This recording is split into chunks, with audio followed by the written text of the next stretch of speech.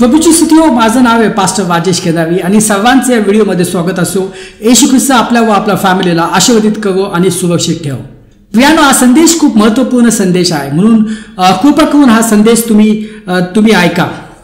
कारण ह्या संदेशामध्ये शेवटच्या दिवसात कुठले कुठले युद्ध होणार आहेत त्यावर आज आपण लक्ष केंद्रित करणार आहोत. कारण प्रियानो, हे खूप आवश्यक आहे, म्हणजे तुम्हाला समजेल की ज्या घटना आता घडतायत तर ह्या घटनाचं जे रूपांतर आहे ते कुठल्या युद्धात होणार आहे आणि कुठलं युद्ध कधी होणार आहे हे तुम्हाला त्याचा उलगडा होईल. आता प्रियानो, जसं तुम्हाला माहिती आहे की आता जी घटना आता येऊन ठेपलेली आहे ती म्हणजे स्वर्गरोहण, आणि त्यानंतर क्लेशाचा काळ सुरू होईल. तो 7 वर्षाचा असेल. त्यानंतर येशू ख्रिस्ताचं आगमन होईल. त्यानंतर 1000 वर्षाचं येशू ख्रिस्ताचं राज्य सुरू होईल. आणि त्यानंतर जे आहे तर मोठे पांढरे सिंहासन, जे अविश्वासी आहेत त्यांचा न्यायाचा दिवस असेल. आणि त्यानंतर नवीन आकाश आणि नवीन पृथ्वीचं उत्पन्न होईल. तर प्रियानो, या सर्व घटना ज्या आहेत शेवटच्या दिवसात होणार आहेत. पण कुठले कुठले युद्ध होणार आहेत? आपल्याला एका युद्धाबद्दल माहिती आहे, ते म्हणजे हर्मिगेदॉनचं युद्ध, ज्याला इंग्लिश मध्ये म्हटलं जातं वॉर ऑफ आर्मेगेडॉन.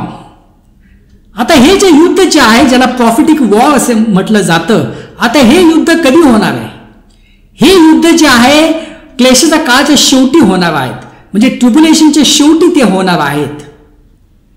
आता प्रियानो, हे जे युद्ध आपण म्हणतो, आपल्याला वाटतं की खूप मोठं युद्ध असेल, खूप सैन्य असतील. हे कुठल्या दोन्ही सैन्याच्या मध्ये हे युद्ध नाहीये. पण एक हकीकत आहे की जो ख्रिस्त विरोधी आहे आणि त्याचे जे सैन्य आहेत आणि जे राष्ट्र जे आहेत ते येरुशलेमला ते वेढा घालतील. आणि आपल्याला वाटेल की आता येरुशलेम पडणार आहे, पण तेव्हा येशू ख्रिस्त येईल. त्याचं ते दुसरं आगमन असेल आणि तो येणार आहे येरुशलेम मध्ये जैतुनाच्या पर्वतावर तो येणार आहे. आणि जेव्हा तो येईल तेव्हा तिथं मोठा भूकंप होईल आणि जे आहेत ते सुपर नॅचरली अलौकिकरित्या जे सैन्य तिथं येऊन ठेपलेले होते येरुशलेम विरुद्ध, त्या सर्वांचा तिथं खात्मा होणार आहे. आपण ते वाचूया. ते आहे झकर्या 14:12 मध्ये आपण वाचूया. तेव्हा त्या ज्या राष्ट्रांनी येरुशलेमबरोबर लढाई चालवली त्या सर्वांचा संहार परमेश्वराने ज्या मविने करील तीही. ते पायावर उभे असता त्यांचे मांस कुजेल, त्यांचे डोळे जागच्या जागी सडतील, त्यांच्या मुखात त्यांची जीवा सडेल.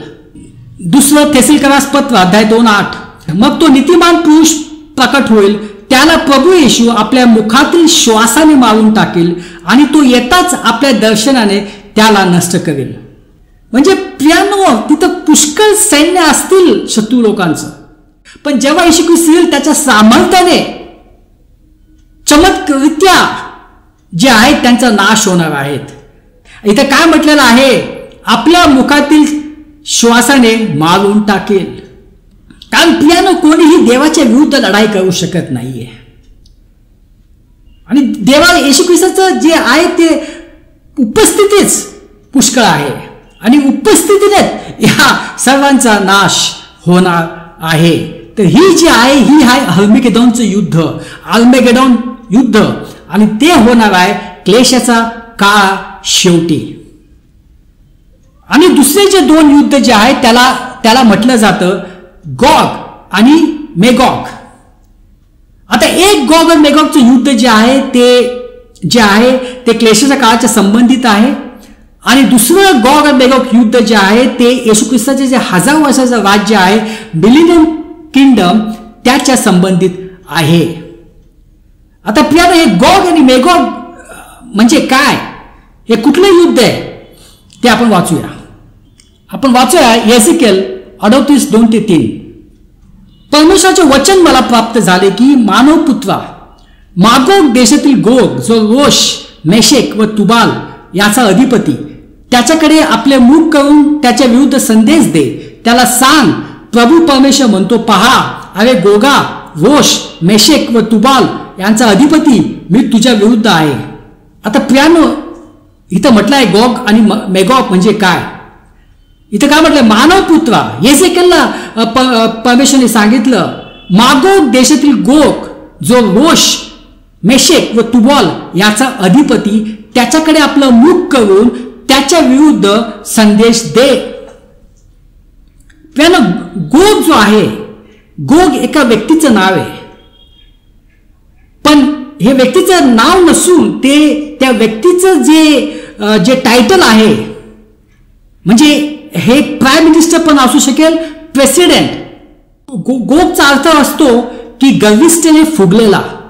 तो व्यक्ती एकदम गर्विष्ठ असेल आणि त्याला वाटेल की तोच जगातला जो आहे तोच सर्वातला ताकदवर मनुष्य आहे, त्याच्यासमोर दुसरं कोणीही नाहीये.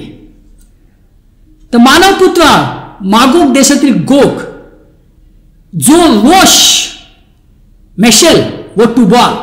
आता रोष हे जे आहे हे रशियाचं जुनं नाव आहे. रोष मेशेक मॉस्कोचं जुनं नाव, जी रशियाची राजधानी आहे ते आहे मेशेक. आणि तुबॉल जे आहे ते पण एका रशियन शहराचं नाव आहे. तर मानवपुत्र मागोग देशातील गोग, जो रोष मेशेल व तुबॉल यांचा अधिपती, त्याच्याकडे आपले मुख करून त्याच्या विरुद्ध संदेश दे. त्याला सांग, प्रभू परमेश्वर म्हणतो, पहा अवे गोगा, रोष मेशेक व तुबाल यांचा अधिपती मी तुझ्या विरुद्ध आहे. तर प्रियानो, तुम्हाला समजलं तर गोग कोण आहे? हे एका व्यक्तीचं टायटल आहे, म्हणजे आपण व्यक्ती म्हणू शकतो, प्राईम मिनिस्टर, प्रेसिडेंट.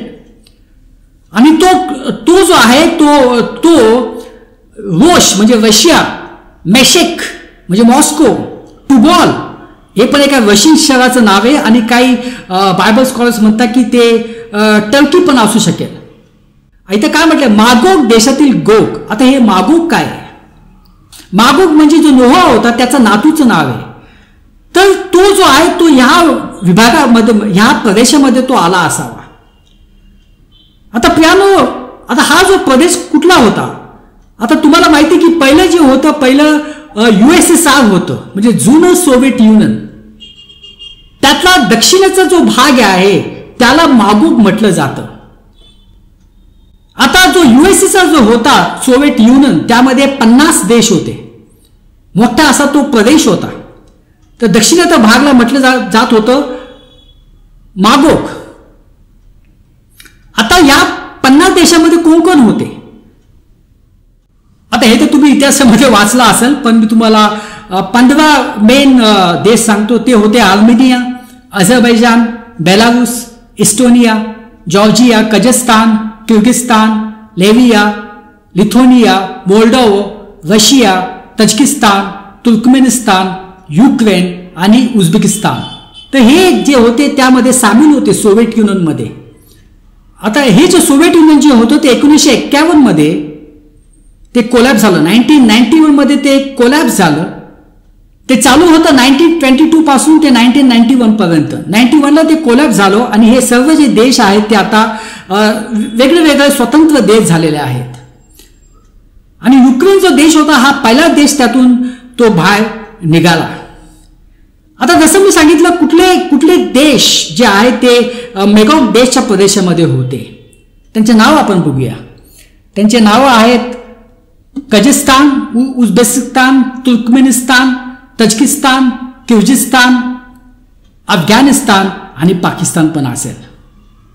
तर असे सर्व जे राष्ट्र जे आहेत, आणि त्यामध्ये दुसरे पण मिडल ईस्टमधले राष्ट्र असतील, ह्याला म्हटलं जातं मेगॉग. आणि हे रशियाच्या बरोबर येऊन ते इस्रायलवर जे आहे ते आक्रमण करणार आहेत. आणि त्यालाच म्हटलं जातं गॉग आणि मेगॉगचं युद्ध, जे एझेकिएल 38 आणि 39 मध्ये सांगितलेलं आहे. पुढे वाचूया. प्रभू परमेश्वर म्हणतो, गोग इस्रायल देशावर चाल करेल. त्या दिवशी असे होईल की माझ्या नागपुड्या क्रोधाने फुलतील, कारण मी ईर्ष्येने क्रोधाने तप्त होऊन बोललो की खरोखर त्या दिवशी इस्रायल देशात मोठा भूकंप होईल. समुद्रातील मासे, आकाशातील पक्षी, वनातले पशु, जमिनीवर राहणारे सर्व प्राणी व भूमीवर राहणारे सर्व माणसे माझ्या पुढे थरथर कापतील. पर्वत नष्ट होतील, खडे खचतील, हरेक कोट कोसळून जमीनदोस्त होईल, नष्ट होतील. प्रभू परमेश्वर म्हणतो, माझ्या सर्व पर्वतांकडे त्याच्या विरुद्ध मी तलवार बोलावीन. प्रत्येकाची तलवार आपल्या भावावर चालेल. मवी व रक्तपात याने मी त्याच्याबरोबर वाद मांडेल. मवी आणि रक्तपाताने त्याच्यावर, त्याच्या सैन्यावर पाऊस, मोठा गारा, अग्नी व गंधक यांची धो गोष्टी मी त्याच्याबरोबर असलेल्या अनेक लोकसमूहावर करेन.